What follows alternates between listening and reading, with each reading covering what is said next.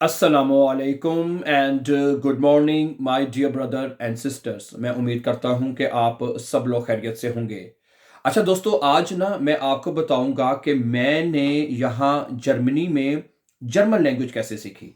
और with the grace of अल्लाह, ठीक है, आप इस बात पे एग्री करेंगे कि एक वो बंदा, बल्कि आपको ना मैं अपनी ये स्टोरी भी बताऊंगा कि मैं यहाँ जर्मनी में सेट कैसे हुआ। ये थोड़ी सी मेरी एक बड़ी मुश्किल कहानी है मेरी एक ज़िंदगी की, वो भी मैं वेरी शॉर्टली आपके साथ शेयर करूँगा, ठीक है?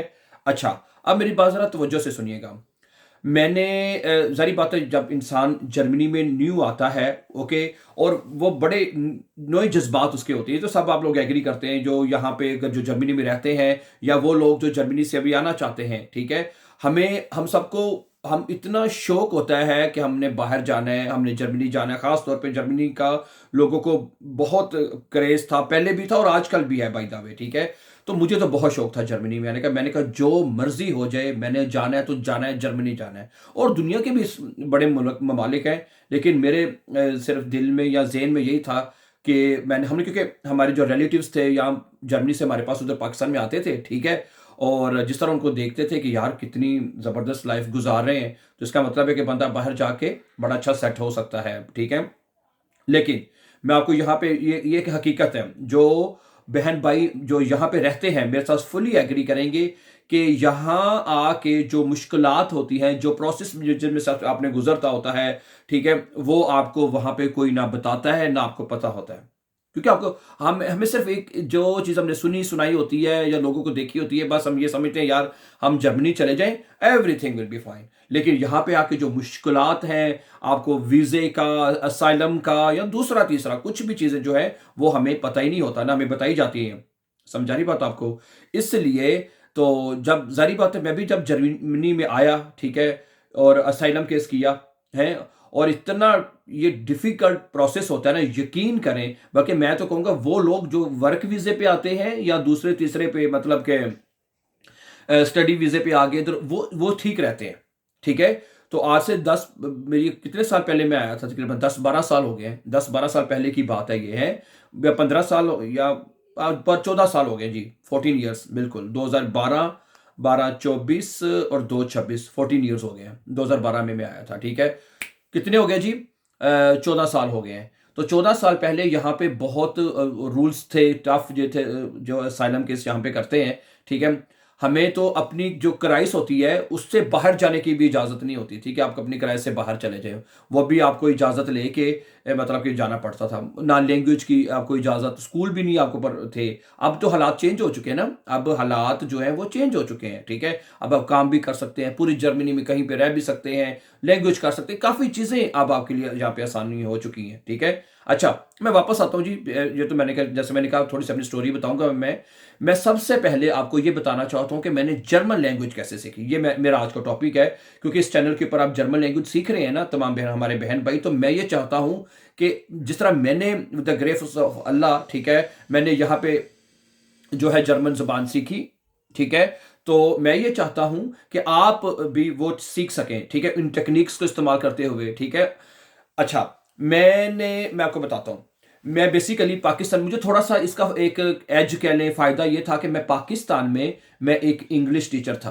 पाकिस्तान में मैंने मतलब कि गवर्नमेंट स्कूल में एज़ अ इंग्लिश टीचर काफ़ी लंबा अरसा पढ़ाया था, ठीक है? ओके, लेकिन इस बात से आप ये बात बिल्कुल ना लीजिएगा जी हमें इंग्लिश आती होगी तो जर्मन सीख सकते हैं। नहीं, ये बिल्कुल ये ज़हन में से निकाल दीजिए। मैं साथ ही ये बताना चाहता हूँ कि वो जो बहन-भाई जो कहते हैं कि हमें इंग्लिश आएगी तो हम जर्मन सीखेंगे, ऐसा बिल्कुल नहीं है।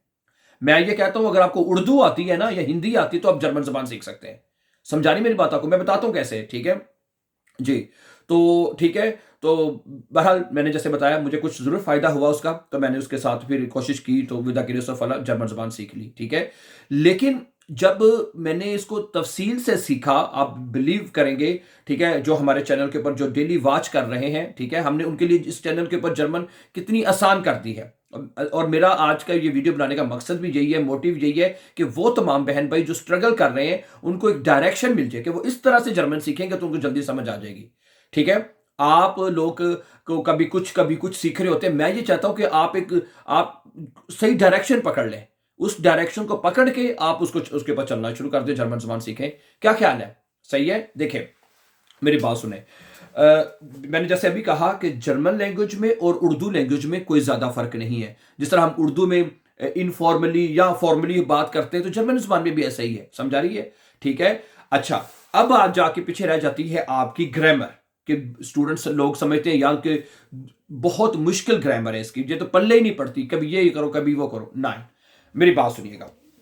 ठीक है। इसमें अगर आपको मेरी बात सुने, ये तो ऐसी लैंग्वेज है ना जो तो हर बंदा पढ़ सकता है। अगर आपकी मैट्रिक तालीम है, आप 4 पढ़े हैं, 5 पढ़े हैं, ABC पढ़े हुए हैं, वो कम से कम जर्मन बंदा पढ़ तो लेता है। क्या ख्याल है? पढ़ लेते हैं ना। अगर आपको चाइनीज पढ़नी पड़ती या कोई और लैंग्वेज पढ़नी पड़ती जो बंदे के समझ भी नहीं आए कि लिखा क्या हुआ है, ये तो बंदे को लिखा हुआ समझ आ जाता है ना कि हाँ जी ये इसमें ये लिखा हुआ है। मेरी बात समझ आ रही है ना आपको? ठीक है। अच्छा, तो इसमें यह है कि इसमें सिर्फ आर्टिकल्स हैं 4।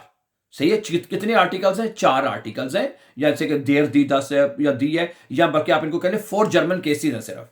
ओके, आपने सिर्फ 4 जर्मन केसेस सीखने हैं, और वो है नॉमिनेटिव, अक्यूजेटिव, डाटिव और गेनिटिव। ठीक है, ये 4 जर्मन केसेस हैं और ये बहुत आसान है। मेरी बात सही है? ओके, बहुत आसान। ठीक है। और हम इस चैनल के ऊपर हमने इस कम से कम कितने 64 लेसन हमारे अपलोड हो चुके हैं, जो भी कंटिन्यूसली चल रहे हैं, जिसमें हम नॉमिनेटिव, जो 4 केसेस में पहले सबसे पहले नॉमिनेटिव आता है, फिर अक्यूजेटिव आता है, फिर डाटिव आता है, ये गेनिटिव आता है। ये 4 जर्मन आपके केस आपके हो जाएंगे ना, तो आप B1 डायरेक्ट B1 कर सकते हैं। आप समझा रही मेरी बात आपको? A1 A2 B1, सिर्फ ये 4 जर्मन केसेस।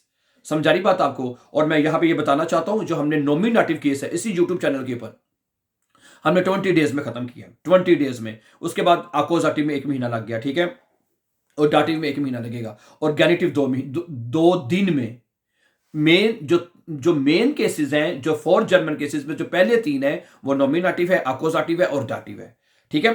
गेनिटिव तो आपको 2 दिन में आ जाना है, वो कोई मसला नहीं है। ठीक है। तो ये पहले, और मैं आपको बिलीव करूं कि आप यकीन नहीं करेंगे, हमें स्टूडेंट्स, ऐसे ऐसे ब्रिलियंट स्टूडेंट्स हैं, वो हमें फ़ोन करके बताते हैं जी हमने क्या आपके चैनल को वॉच की है।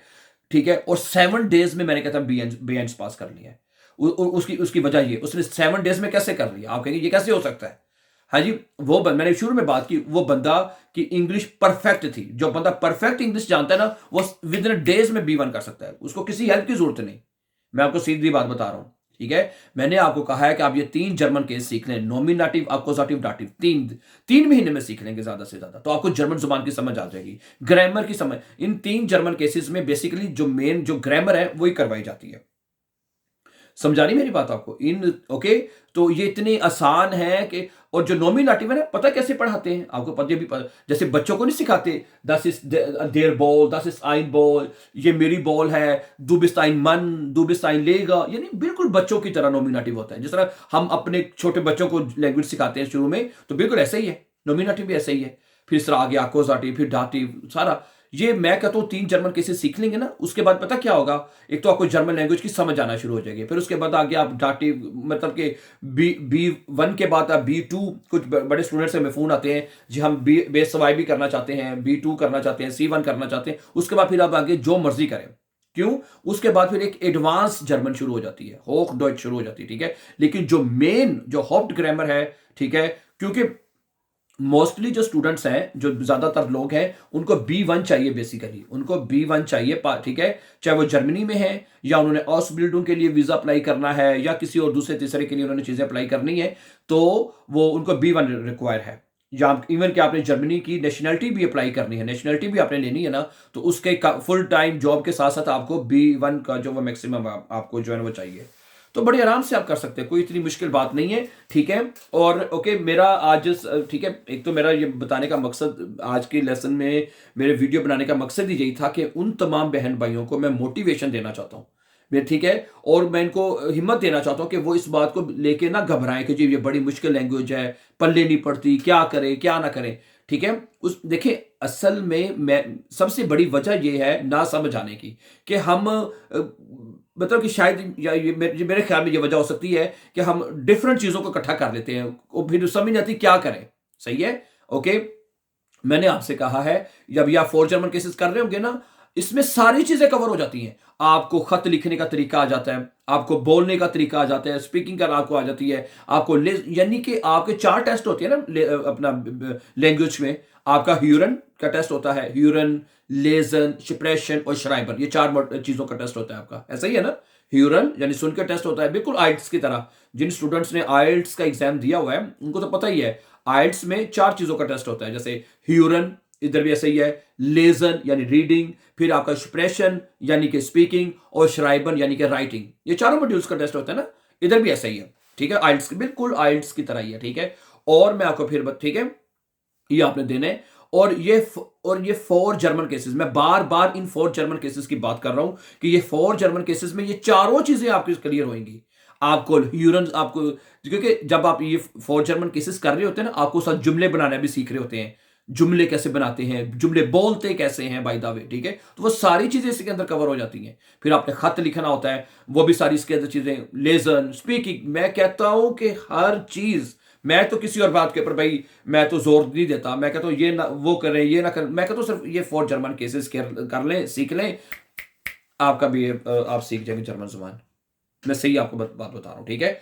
क्योंकि हम चाहते हैं कि स्टूडेंट्स को एक डायरेक्शन मिल जाए, ओके। और फिर जब हमें स्टूडेंट्स फोन करके बताते हैं ना, आप बिलीव करें मेरी इस बात के ऊपर, हमें सैकड़ों स्टूडेंट्स, एक बड़ी तादाद जो है हमें स्टूडेंट्स के फोन करके हमें बताती है कि भाईजान मैंने जर्मन जुबान सीखी है, मैंने 1 रुपया भी नहीं लगाया, एक सेंट नहीं मैंने लगाया, और मैंने B1 पास कर ली है, और मुझे जर्मन जुबान की समझ आ गई है, ठीक है। और फिर लोग हमें कसम से वो कहते हैं, पर्सनली आके मिलते भी हैं, फोन करते हैं। कुछ लोग ऐसे होते हैं बेचारे दूर होने की वजह से आ नहीं पाते, और वो हमें कहते हैं जी हमें, हम आपको दावत देते हैं, आप हमारी तरफ आए हैं। तो मैं ये कहता हूं कि यार, जो हर बंदे को एक माइंड तो एक जैसा ही होता है ना, क्या ख्याल है, अगर एक बंदा या कुछ बंदे, बेशुमार बंदे बल्कि मैं तो कहूंगा, जो सीख सकते हैं, ठीक है, बगैर कोई 1 रुपया लगाए, 1 पैसा लगाए, तो आप क्यों नहीं सीख सकते।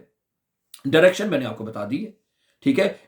अगर आप इससे पहले तो आपको शायद आपने सुना हो कि कभी किसी ने आपको बताया, कोई आपको कहेंगे जी ये वो भी चीज़ें ठीक है, मैं उनको गलत नहीं कहता कि भाई आप ये सीखें, मतलब कि जो ABC से शुरू करें, फिर ये जुमले सीखें, वो करें, इस तरह की, ठीक, वो चीज़ें भी सीखनी चाहिए, ज़रूर करें, साथ साथ वो चलें, वो आपकी वोकैबुलरी में इजाफा होता है आपको कुछ नई चीज़ें सीखने को मिलती हैं, वो ज़रूर करें। लेकिन जो असल, अगर आपने अपनी मंजिल तक पहुंचना है ना, अगर अपने गोल को अचीव करना है अचीव करना अपने गोल को, तो फिर आपको ये 4 जर्मन केसेस करने होंगे, सिर्फ सारी चीजें कवर हो जाएंगी उसमें, ठीक है।